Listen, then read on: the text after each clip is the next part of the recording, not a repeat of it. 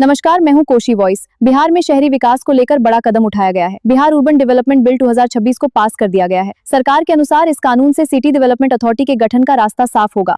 आखिर बिहार के शहरों के विकास पर इसका क्या असर पड़ेगा, देखिए पूरी रिपोर्ट। जो शहरीकरण की जो प्रतिशत है, राष्ट्रीय औसत से हम काफ़ी पीछे हैं। किसी भी विकसित राज्य को देखेंगे और वहाँ के अर्बनाइजेशन को देखेंगे तो तमिलनाडु के उदाहरण अगर मैं देना चाहूँगा तो लगभग 50% के आसपास उनके यहाँ शहरीकरण हुआ है। वैश्विक स्तर पर भी अगर हम देखें तो पूरी दुनिया में लगभग 55% आबादी शहरों में रहती है और पूरी दुनिया में 80% जीडीपी में उनका कंट्रीब्यूशन है। ठीक उसी तरह से अगर हम अपने देश की हम बात करें तो 30 से 35% की आबादी शहरों में रहती है और उनका कंट्रीब्यूशन जीडीपी में लगभग 60 से 65% है। नीति आयोग के अनुमान के तहत वर्ष 2030 तक जो इन शहरों का कंट्रीब्यूशन जीडीपी में होगा वो 75% तक जा सकता है।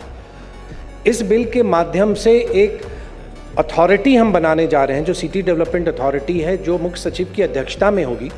क्योंकि जब हम शहर का विस्तार कर रहे हैं, आप अवगत हैं कि सैटेलाइट टाउनशिप पर राज्य सरकार काम कर रही है, तो बहुत सारे इंटर डिपार्टमेंट इश्यूज़ भी आते हैं। तो उन इंटर डिपार्टमेंट इश्यूज़ को टाइमली रिजॉल्व करने के लिए मुख्य सचिव को इसका अध्यक्ष बनाया गया है। और मेरा विश्वास है कि इस अथॉरिटी के बनने से जो बिहार के शहरीकरण का जो विस्तार हो रहा है उसको हम रफ्तार दे सकेंगे। साथ ही साथ जो विषय आते हैं, कुछ इश्यूज़ आते हैं, जो कठिनाइयाँ आती हैं, इस अथॉरिटी के माध्यम से उन इशू को भी हम रिजॉल्व कर पाएंगे।